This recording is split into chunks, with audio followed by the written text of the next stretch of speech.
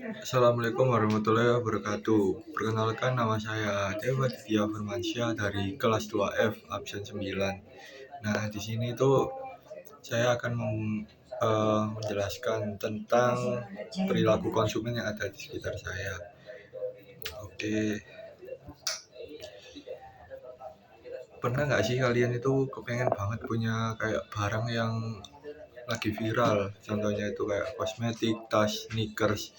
Tapi barang itu nggak ada di Indonesia, atau harganya itu lebih mahal kalau beli di toko resmi. Nah, di sini itu muncul sebuah fenomena menarik dalam perilaku konsumen. Contohnya jasa titip atau sering disebut just tip. Just tip ini sudah jadi bagian dari gaya hidup banyak orang, khususnya di kota-kota besar.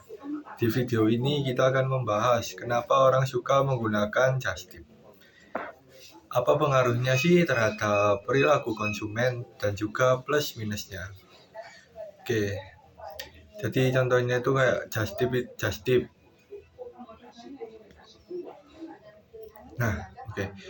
Just tip sendiri itu kayak layanan di mana seseorang yang sedang berpergian, baik ke luar negeri maupun dalam negeri, untuk menawarkan atau membeli barang yang diminta oleh orang lain. Nanti barang tersebut itu dibawa pulang dan dikirim ke pemilik dengan bahan biaya jasa. Contohnya seseorang yang lagi liburan ke Jepang, Australia, atau ke Cina, menawarkan jasa titip skincare, makanan, atau action figure lah contohnya. Nah, orang Indonesia yang nggak bisa pergi ke sana itu tinggal pesan, bayar atau apapun itu, dan barangnya itu sampai, kita tinggal nunggu. Nah, fenomena ini itu makin booming karena adanya media sosial. Contohnya itu kayak Instagram, TikTok, bahkan WhatsApp pun bisa jadi sarana promosi utama para penyedia jasa titip. Oke. Kenapa konsumen itu suka jasa titip? Nah, di sini itu ada beberapa alasan kenapa fenomena ini begitu digemari. Yang pertama itu faktor keterbatasan akses. Banyak barang yang hanya dijual di negara-negara tertentu atau stoknya itu sangat terbatas. Dengan jasa titip ini, konsumen bisa merasakan pengalaman punya barang eksklusif atau barang brand tanpa harus keluar negeri. Kedua, faktor harga. Kadang barang di luar negeri itu bisa lebih murah dibanding harga asli di Indonesia. Misalnya kosmetik atau fashion brand tertentu yang kena pajak tinggi kalau masuk lewat toko resmi. Jadi konsumen itu merasa lebih hemat lewat jasa titip. Yang ketiga itu faktor tren dan gengsi.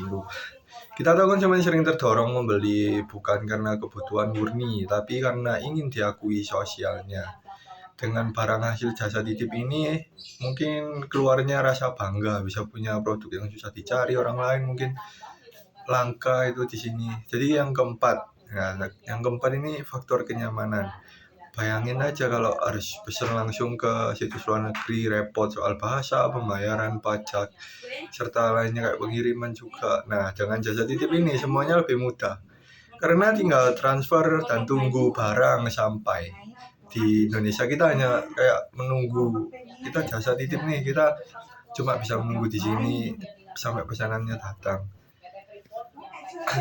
Terus, ini dampak terhadap perilaku konsumen itu apa sih? Nah, fenomena jasa titip ini mengubah cara konsumen itu cara berbelanja. Yang pertama, konsumen itu jadi semakin impulsif karena biasanya penyedia jasa titip membuka pesanan dalam waktu singkat. Open jasa titip ini sampai jam 12 malam, siapa cepat dia dapat. Hal ini membuat konsumen membeli cepat-cepat tanpa berpikir panjang. Yang kedua itu konsumen jadi semakin tergoda tren viral, barang yang sebenarnya tidak terlalu dibutuhkan kayak terlalu dibeli karena orang juga lewat jasa. Nah, yang itu terang banget ya. Nah, selanjutnya itu membentuk pola konsumsi baru. Kalau dulu orang nunggu di mall, di layan lainnya, atau lokal, sekarang mereka itu cuma menunggu siapa teman buka jasa titip dari luar negeri, luar kota, atau manapun itu. Yang keempat itu adanya pergeseran nilai. konsumsi. Pergeseran nilai konsumsi sendiri itu bukan lagi sekadar fungsi, jadi status, eksklusivitas, dan identitas diri. Nah, apa sih plus dan minus jasa titip? Yang pertama itu ada kelebihannya jasa titip. Yang pertama itu membuka akses konsumen terhadap luar negeri. Yang kedua itu bisa lebih murah dibanding harga toko resmi. Nah, yang ketiga itu praktis dan juga tidak usah repot-repot nyari sana sini. Kita tinggal menunggu barangnya ada, barangnya datang, serta pajak dan pengiriman internasional kita tidak usah repot. Yang keempat itu kita menjadikan peluang bisnis ini baru bagi penyedia jasa. Nah, selain kelebihan itu pasti jasa titip punya kekurangan dong. Yang pertama itu kita itu dari jasa titip itu gampang terima penipuan, nggak risiko penipuan karena sistemnya itu biasanya berbasis kepercayaan. Nah, yang kedua itu barang itu tidak selalu ori. Jadi 100% itu barang kadang tidak ori. Jika penyedia just tip sendiri itu kayak atau curang, nah, kita juga bisa dapat barang yang nggak ori. Yang ketiga itu masalah legalitas. Beberapa barang yang masuk bisa melanggar aturan bea cukai. Yang keempat ini konsumen bisa konsumtif karena tergoda tren dan mengembangkan kebutuhan. Nah, terakhir itu kita jelaskan refleksi lah buat kita dari fenomena yang barusan aku jelaskan. Nah, fenomena just tip atau jasa titip ini itu biasanya itu menunjukkan bahwa perilaku konsumen sendiri itu bukan hanya soal logika, ekonomi, tetapi juga sangat dipengaruhi oleh tren faktor sosial. Kita sebagai konsumen itu lebih kritis. Lebih kritis kemana sih, Kak? Nah, yang pertama itu apakah barang yang kita beli itu benar-benar kita butuhkan.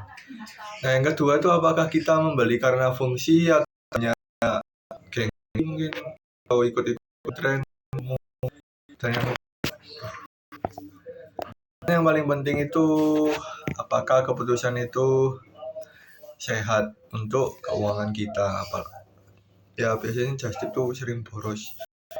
Oke, di sini di fenomena itu sekedar kerja, tapi cermin dari mana konsumen sendiri itu mengambil keputusan, dipengaruhi oleh akses, harga, tren, sosial, hingga kebutuhan identitas diri. Jadi semoga video yang saya beri atau dan yang saya beri ini dapat membuka wawasan kita tentang bagaimana perilaku konsumen di sekitar kita. Kalau kalian sendiri pernah nggak sih pakai just tip atau malah jadi penyedia jasa titip? Nah, tulis pengalaman kalian di komentar. Saya Dewa Tidya Firmansyah. Assalamualaikum warahmatullahi wabarakatuh.